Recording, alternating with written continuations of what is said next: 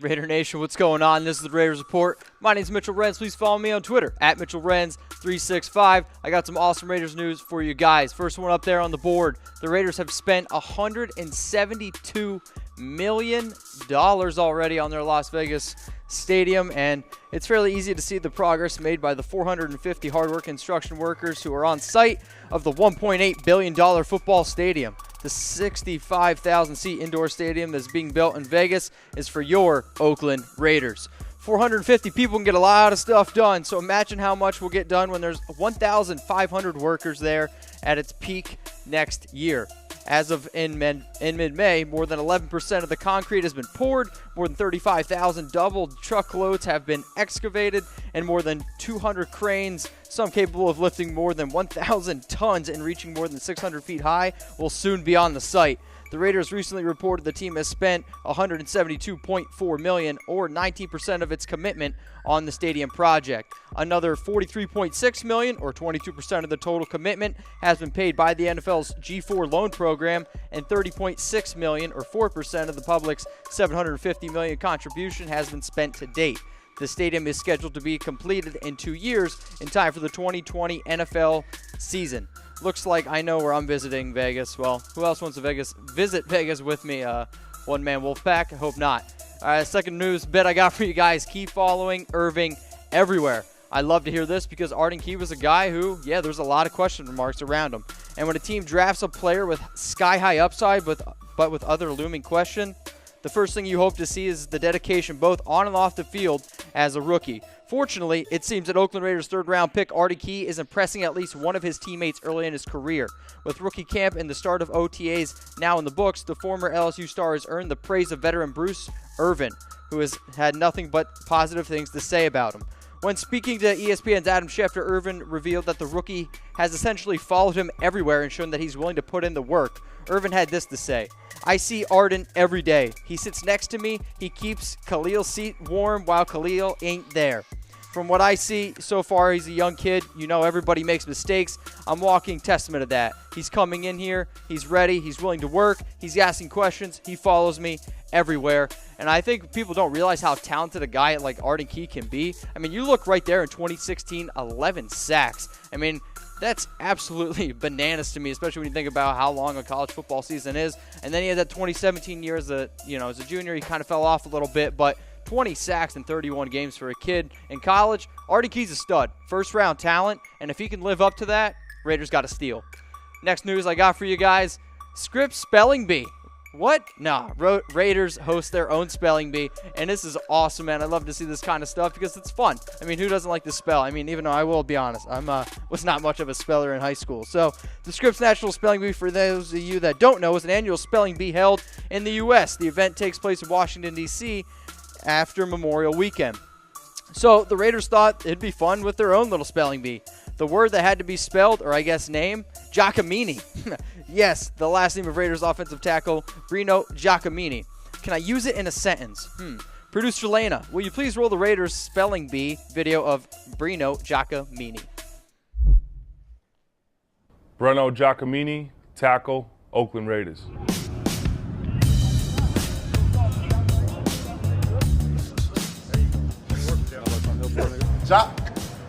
Giacomini? Yeah. All right, Giacomini. J-A-K-G-I-N-E.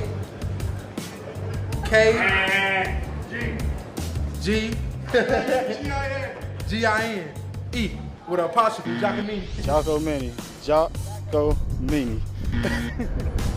J-O-C-A M-I-N-I. I don't know. Giacommini. Giacomini. Giacomini.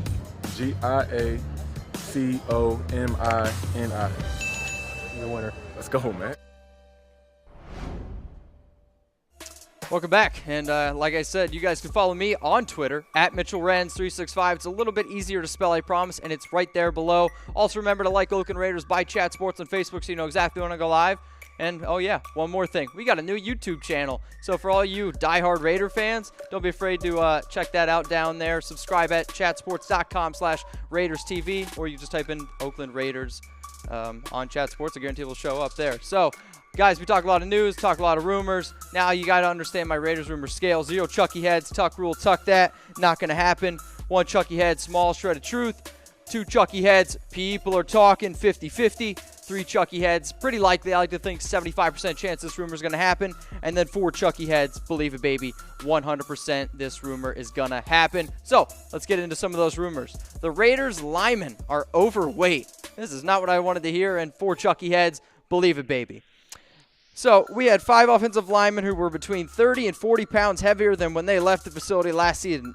Raiders strength and conditioning coach Tom Shaw told The Athletic they were eating whatever they wanted and were doing nothing. If the recent high draft picks of Miller and Parker aren't enough motivation to keep the veterans in shape to make sure they don't lose snaps this fall, Shaw mentioned another motivation technique that would hurt the players' wallets.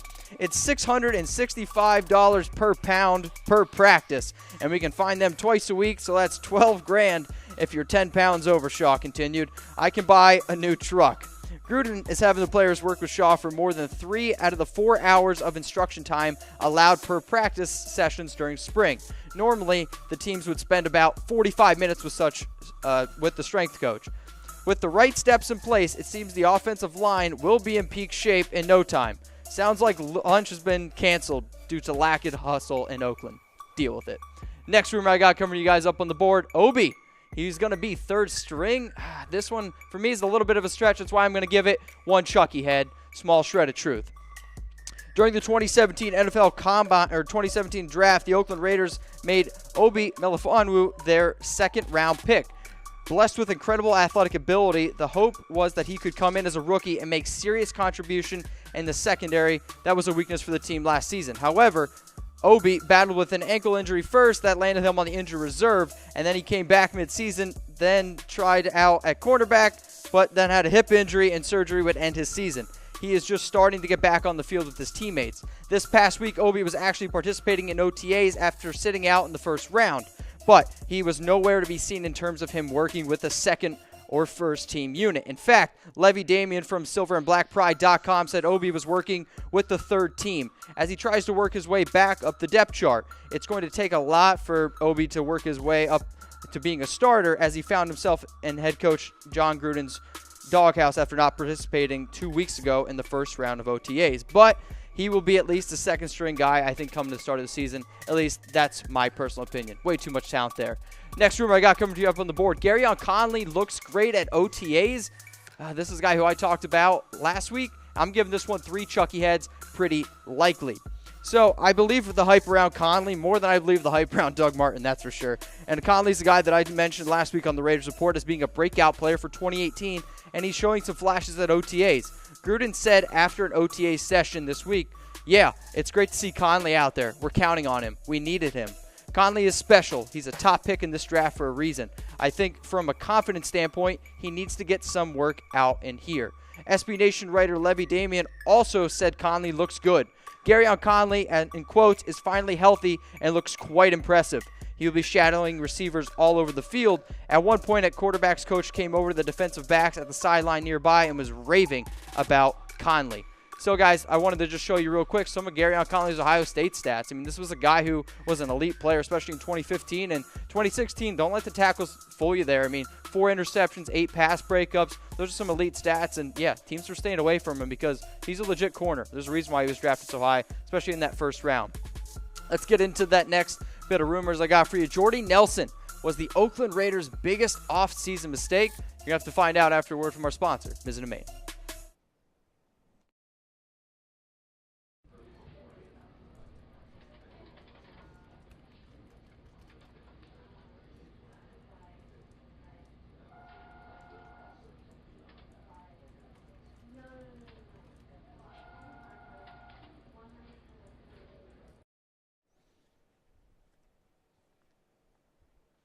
I'm giving this one 2 Chucky heads. People are talking. So I wasn't crazy about the Jordy Nelson signing earlier, but to call it the worst move of the offseason, I don't really know about that. Michael Crabtree played a big role in the Oakland Raiders offense during his time with the team, coming up with big catches and big moments. However, the team decided it was time for him to go, and they brought in a new guy like Jordy Nelson. Nelson has looked good in OTA so far and is quickly developing a nice rapport with Derek Carr. Still, there are some out there who do not like the change, and one of them is Bleacher Report. Bleacher Report feels replacing Michael Crabtree with Jordy Nelson was the Raiders' biggest blunder this offseason. Not sure if that's a fair or accurate statement. For me, the fact of the matter is the whole offense is going to be different. As the Raiders aren't just plugging Nelson into Crabtree's role, Nelson is going to be all over the field this season.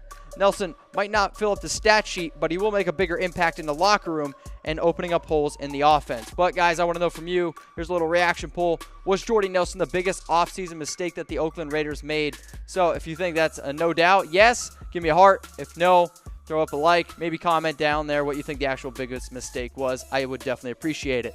Next rumor I got for you guys coming up on the board, Oakland Raiders to release Marshawn Lynch after 2018. More Marshawn Lynch news. I'm giving this one 2 Chucky heads. People are talking. So, again, more Lynch drama this offseason. Jeff Smith of 24/7 writes, I actually don't think this one comes down to anything related to Marshawn Lynch's pure talent. From that standpoint, I think he's a great option, but Lynch will be 33 years old at the point next offseason, and I believe the Raiders will look for their running back of the future. Whether it will be the NFL draft or free agency, Gruden and company need to find the next backfield mate for Carr. There's always an outside chance the Raiders could push to bring back Lynch one more year if the price is right, but it may be more likely he'd opt out and retire at this point than return for another go-around. I could see the Raiders moving on from Lynch, but I could see him being productive as last season during the last 5 games. Why not keep him? He averaged 5.2 yards per carry and was 10 yards shy of leading the NFL in rushing the last 5 weeks. And if you don't believe me, check out these stats for Marshawn Lynch over his last 5 weeks. I mean, those first 3 games right there, 5.9, 8.7, 4.8 yards per carry. And then he finishes it off with another 5.3 yards per carry performance. I mean, those last 5 weeks look pretty solid for Marshawn Lynch. I think it took him a little bit of time to get it going, but if Beast Mode can come back and be in full steam, he's not a normal human being. There's a reason why we call him Beast Mode. If he's healthy and he can play, I think he should stay. Last rumor I got for you guys coming up on the board, Donald Penn will retire in 2 years. This is a lot of news we got going around Donald Penn. I'm going to give this one 3 Chucky heads, pretty likely. So Penn is 35, and that's why this rumor to me isn't totally surprising. The Oakland Raiders are hoping their plan for the future protector of Derek Carr's blindside was added via the 2018 NFL Draft. Assuming that first-round pick Colt Miller is indeed the team's future starter at left tackle, then we now have some sort of timeline when that he could be starting. This past week, veteran left tackle and current starter Donald Penn joined the I Am Rappaport podcast to talk about a wide range of things. After telling an intense story about how he fiercely called head coach John Gruden after Miller's pick was made, he cleared things up by stating that he came around to the pick and is going to help groom the rookie, as Raiders beat transcribed. That wasn't all Penn had to say, though, and not surprising, the topic of the pending move to Las Vegas came up. As Penn relieved on the podcast, Sin City probably isn't in the future and is planning to retire in 2 years. So, guys, I just wanted to show you real quick what Penn's contract looks like. In 2017, the guy made $7.5 million, age 34. And then, as you can see, in 2018 and 2019, his salary is going to increase a little bit, 35, 36. And then in 2020, he's going to be unrestricted free agent at age 37. And that could be a main reason why. Well, he might not be coming back, and he may be retiring very soon. Raider Nation, thank you so much for tuning in to Raiders Report. My name is Mitchell Renz. Please follow me on Twitter at MitchellRenz365. And make sure you guys subscribe to the new channel on YouTube. Down below, subscribe at chatsports.com/RaidersTV. You can see my beautiful face on YouTube there.